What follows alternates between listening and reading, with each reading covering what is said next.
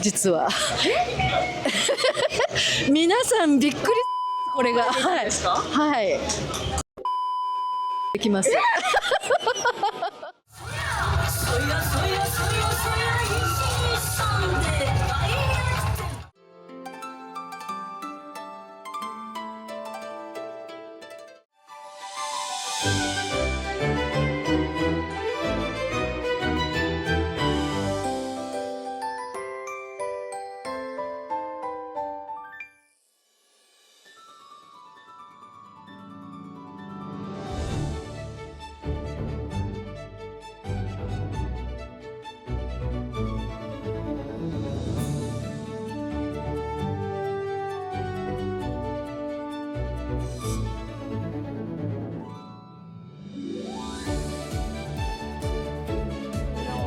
真ん中に太く、ドキドキする。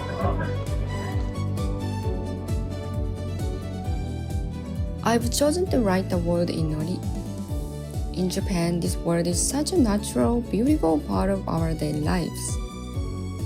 It's a sentiment we share when we visit a friend in the hospital, truly hoping they feel better soon.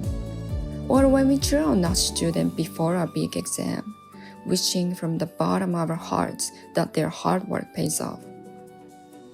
To us, inori is simply the act of holding someone in your heart and wishing for their happiness. That's why I love the orisuru, paper crane, so much. It's a symbol of those warm wishes we fold into paper to share with the world. To be honest, while I was writing this, I had a total mind blank on how to write the character, naturally. It's been a little while since I picked up the brush, so it might look a bit unique. But I truly poured my heart into every single stroke. My hope is that today, your heart feels just a touch lighter. That is my inori for you.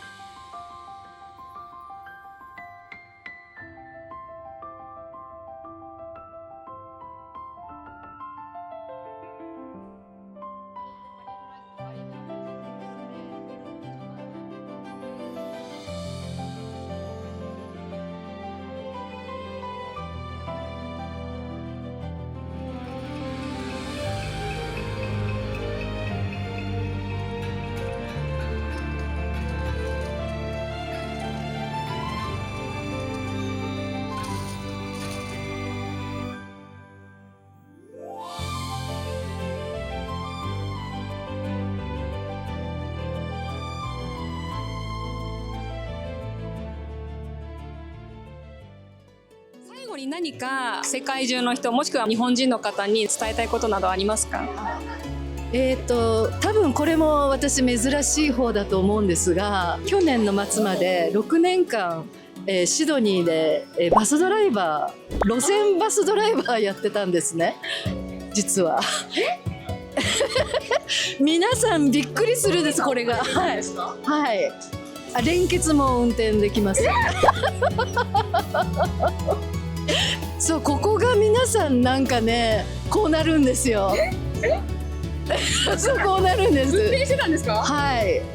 ノーザンビーチから、快速とかスクールバス、チャーターもフルタイムだったんで、フルタイムのドライバーは何でもこなせないといけないんですね。だから何でもやってました。あ、そうなんですね。はい、去年の暮れまで運転してましたね、バス。はい。皆さんそうなんです。皆さんそのギャップがすごい面白いって言われて、よく言われるのは勇気づけられますって言われました。はい、私がそのバスドライバーになりたいと思ってやったのが54歳でした。54歳です。今54歳でバスドライバーになられた？なったんです。今還暦です。還暦なんですか？還暦です。お若いですね。私もともとがグラフィックデザイナーだったんで、筆でメイクとか化けるのは得意なんですよ。元々がお綺麗でないとこうはならないと思うんですね。もうだからバスドライバーをやってた私だからこれなんてまだ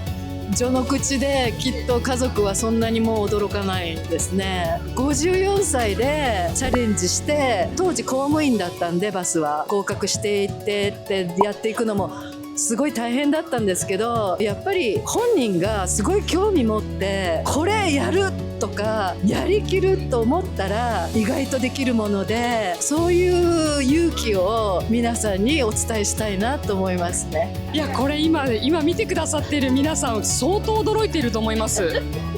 事故を起こしそうになったとかっていう人もいますね。車に乗ってる時に言っちゃうとびっくりしたって言って思わず振り向いちゃうんですよ。で着物姿の私を見てはとかってなっちゃうので、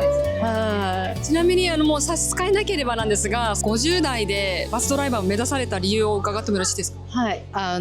もともと運転がすごく好きだったっていうのがあるんですが、息子がですね当時16歳ぐらいだったんですがグレオになったんですよ。ティーンエイジャーの真っ盛りで。それであとコロナとかもあって、結構時代のその頃は多くの学生たちも結構ロックダウンですごい辛い思いしたりとかって鬱になったりとかってあったんですけど、息子も結構そのうちの一人でも諦めちゃいけないと、あと本当に人はこれやるんだって決めてやると叶うことは結構パーセンテージとして大きいから絶対に諦めるなと、あなたはやれるよってもう信じてるからねって言って一回言ったんですけど、その後はあんまり言うと逆に反発になってくるんで、もうこれは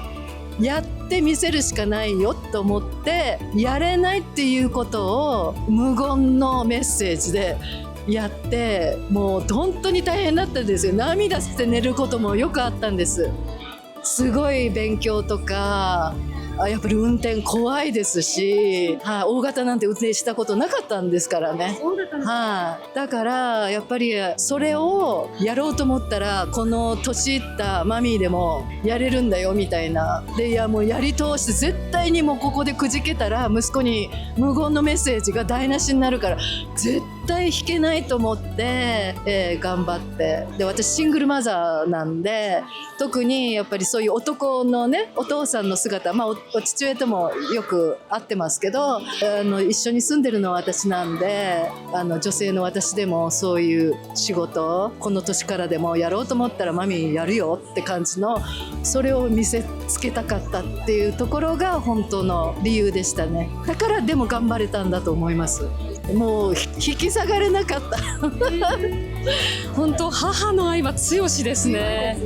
もう一つ皆さんにお伝えしたいのは、イメージじゃわからないんですよ。自分に合ってる仕事かどうかとかっていうのはやってみて初めてやっぱりわかるもので、もともとはメインでもう何十年もやってきたのがグラフィックデザイナーでしたけど、バス運転してこれは私に本当に一番合ってる仕事だったんだっていうのを思いました。未だにパートでもカジュアルでもいいから戻りたいと思うぐらい一番好きな仕事ですね。一番自分に向いてる仕事だと思いました。2番目がこれですね2番目です。私はやっぱりこの芸妓のこのパフォーマンスとかモデルやってるのと同じように、ここで外国で日本人のカスタマーサービス運転見せつけてやるっていう、そこでした。いや本当に日本人の方の運転は安心。いつもオーストラリアと日本の国旗のバッジつけて運転してたんですけど、やっぱり運転し始めた頃はよくあなたどこのナショナリティって聞いてくるんですよ。でこの格好とはもちろん違いますけど、もう指輪もイヤリングもチャラチャラつけて、ネイルももうこんなにピカピカやって、それでこうわーっと運転してるんで、それで運転は無事故無違反で終わりましたのでよかったんですけど、やっぱり日本人ならではのカスタマーサービスと運転を心がけて、もう日の丸を背負ってやってやろうぐらい思ってたので、だからみんな見てて思うんでしょうね。この人何人ってでしかもオーストラリアではやっぱりアジア人の女性ドライバーっていうのはもう本当にごくわずかなんで、私が始めた時も日本人のバスドライバー、女性バスドライバーなんて初めて聞いたとかって営業所で言われたりとかトレーナーに言われたりとかしてたんですけど、だからどうだろうと思ったら失うものないんですよ。本当にはっきり言ってチャレンジすることによほどのことじゃないと失うものはないんです。でいつでもやっぱり向いてないダメだと思ったらその時やめればいいだけなんです。事故とか起こしたりする前に自分はこれは向いてないとか自分は危険かもしれないと思ったらもうやめる。だけどいけると思ったら楽しんでやるからには楽しむことを前提でやってみると、そうするとなんか違った自分が見えたり、やっぱり私こっちの方が向いてたんだとか面白い発見があったりして、もう毎朝私朝スキップしながら行ってましたね、仕事に。もう歌ってダンスしながらバスに乗ってラジオかけて聞きながらお客さんともおしゃべりして「Have a good day」とかって皆さんが降りていく時に言ってくださるのが一番のギフトですね。毎日だからギフトもらってるって感じで、それは意外なものですよ。皆さん喜んでくださると難しい路線をね行ったりしてでここ通れるのとかって言って毎日違うんですよ。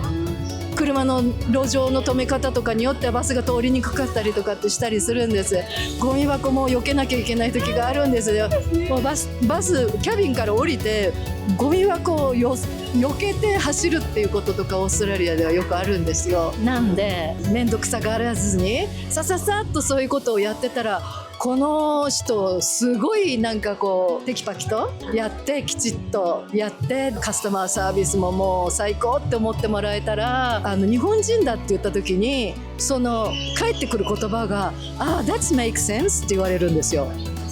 はい、やっぱりだからねみたいな風に言われるんです。それは日本で皆さんが一生懸命頑張ってくださって日本の文化大切にして守ってくださってるんですよね。それを見てきた方は私みたいなのを見かけて、私が日本人だったらやっぱりねって言ってもらえる。もうそういうことで日本にいる日本人の方たちにもう本当に感謝して、日本の方たちが秩序があって礼儀があってってされて海外から来た方たちがそれを見て帰ってくると、ここに住む日本人たちがすごく扱いが変わるんですよ。それはだから何かっていうと自分がじゃなくって日本にいらっしゃる方たち、あとよその海外、あとここに住む日本人の方たちが一生懸命やってくださることで、やっぱり自分たちの国民性が高く評価してもらえることにつながるわけなんで、すごく感謝してますね。だから自分も返さなきゃって思ってます。なんかもうお話聞いてて、私がこの目の前で多くのことを学ばせていただいて、視聴者さんよりも早めにもうなんか言葉にならないですね。日本の文化そのものを背負っていらっしゃって、かつ日本の国旗を背負っていらっしゃるのが本当に強い。生きてるって思ってます。生活はそう思ってやらなきゃいけないって、日本にいる日本人を恥ずかしめない、ここにいる日本人を恥ずかしめない、あとは私がこういう格好をしていればやっぱりだらしない格好じゃなくって、まだまだ努力が必要なんですけど、可能な限りきちんとした格好で皆さんに見ていただいて、日本って綺麗だねって言ってもらえることが出ないと意味がないと思ってるし、とにかく日本にいるプロの方たちに恥をかかせたくないというのもありますし、私には私でできることここでやれたらなって思ってるので、特にすごい感銘を受けたのは、これまで日本人の人たちが秩序を守ってきたりとかルールを守ってきたりとか、そういったもののおかげでちょっと日本人がいいことをすると、やっぱりね That makes sense とか、だからかやっぱりあなたたちはいつもそういう人たちだよねっていうふうに思われるっていうのは、本当に私も感謝しなきゃいけないところだなと思って、今すごく強く感謝の気持ちが湧いてきました。日本人の人たちに向けてはい、そう思ってますね。本当にやっぱりそれを作り上げたのはもう一人一人の心がけで、それが塊になって他の見る人たちに反映してね、日本って礼儀正しいなとか、やっぱり受け入れが全然違うんですよ。なのでそういう風に見てくださる方にもすごい感謝だし、やっぱり誇りを持って生活して一人の日本代表にいたいですね。はい、頑張ります。これからも応援しておりますので、はい、頑張ってください。ありがとうございます。Today was such heartwarming and joyful day. We tasted amazing food, met so many lovely people, and enjoyed a whole range of traditional Japanese performances that made my chest feel warm in the softest way. My favorite moment was definitely watching Futa and Momo's performance.